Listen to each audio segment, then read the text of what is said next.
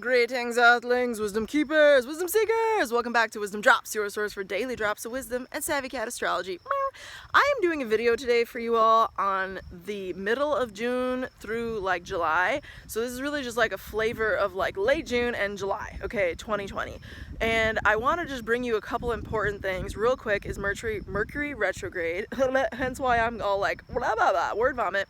And also Mars, okay, Mars is entering the sign of Aries. So we're about to dive into some of the bullet points for you to take away here, but by the end of the video, you know, you're gonna have more understanding around what's going down celestially, what's up with the weather vibe, you know what I'm saying, for the next few weeks as we officially enter, you know, summer season. Not to mention it's eclipse season. Can we like briefly just touch on that?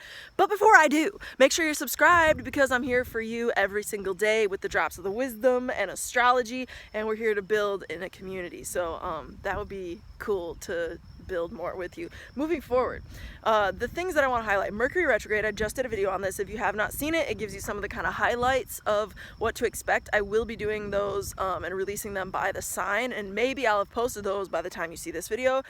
But that's happening. But also this Mars thing, I want to touch on that more, because Mars is literally, y'all, entering Aries. This is happening June 28th, if I'm not mistaken, and that's actually pretty dope because Mars rules Aries. So if you are an Aries, or you are, for that matter, any fire sign, that's a Leo, a Sagittarius, obviously Aries, you're gonna be feeling the vibe, and it's gonna be better. It's gonna help you elevate your energy. It's gonna make you feel invigorated, like you actually have the vibe to do what you want to do. Mars has been in Pisces, y'all, and when I say it's been in Pisces, I don't know about you, but I've been feeling it's been in Pisces. So we have had a very watery period, and we're still in it. We ain't out of it yet, let's just be clear, in mid-June, because Mercury just went retrograde in Cancer. So the unique thing about Mars, before we bounce back to Mercury, is that Mars is actually going to be in Aries through the end of 2020. So this is really like bringing us forward into the next year, 2021, and Mars is in its own sign. You know, it's healthy. It's like it has some dignity there. It's like it's capable of doing Mars associated things without having to work through a lot of watery, like emotional vibes that it was having to do in Pisces. Which isn't to say that's a negative energy, or necessarily, by my opinion, even no matter what other astrology, whatever says, I don't think it's necessarily weaker per se. I think it's weaker for certain things and stronger for others. Because it's not, let's be real, it's not in a a fire sign when it's in Pisces, but it has its own merit. We're gaining access to spiritual, higher realms of consciousness through our emotional and intuitive channels of connection. Whereas in an air sign, Mars is going to channel that information in a different way. Whereas in an earth sign, okay, etc. You get the point. Moving forward, though, we're going to have more energy as a collective, because Mars, the collective engine of the zodiac, along with the sun, is in its own sign of Aries. So it's like, bow, bow, bow, bow, bow, bow. I can do anything, because it's like activating us, you know, like it's giving us more fire. The fire's out of a water sign, it's back in fire, and none of that, it's its own sign.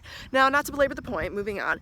We also have that Mercury retrograde thing happening, so we are going deeper in our consciousness, and we're all getting more in tune with our inner mama, our inner nurturer, our inner defender, our inner protector. If you think of the sign of Cancer, it has two signs, two associations, animally, if that's a word, but it does. It's a tortoise in like older original stuff, I guess, which was new to me. I just learned that. I was like, damn, cool. And then also it's a crab, you know, and if you've seen that before, you've seen it. So it's like, it's a crab, but the whole thing is, in both of them animals, they're in their own home. They carry their home on their back.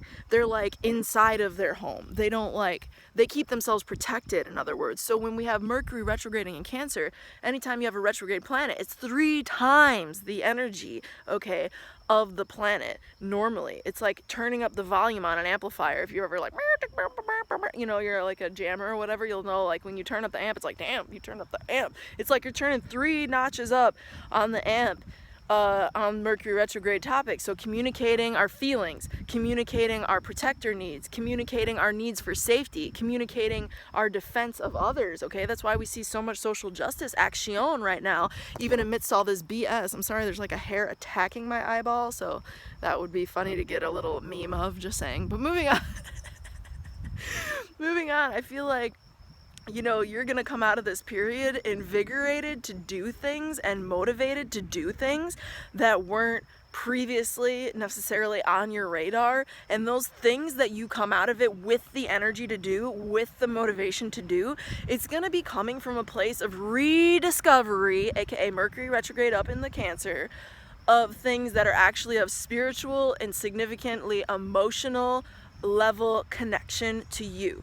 And I think that's going to give us all a lot of energy just to move forward with in a more authentic way to ourselves, and really just be more true to like who we are as members of the collective. And if you're watching this content, you're a high vibe person, so you're like here to help us wake up, you know what I'm saying? So just keep yourself in the flow and don't dishonor your feelings. That's my best advice I can give you during this period of June to July. Just honor your feelings, honor the vibes, but know that, you know, late June, as soon as July kicks in, we're in another eclipse on July 4th, okay? And we're on an eclipse right now, the 21st, the day that you're seeing this video probably. So we're in eclipse season and shit will get real. Like, excuse my language, but it will get real. So just be aware that it will get real, and also honor yourself. Like I say, honor yourself, okay? If you want a reading from me, it's wisdomdrops, all Z's, @gmail.com. Make sure you're subscribed if you're not already. And with that said, my friend, until next time and through next time, may the stars be with you. Peace.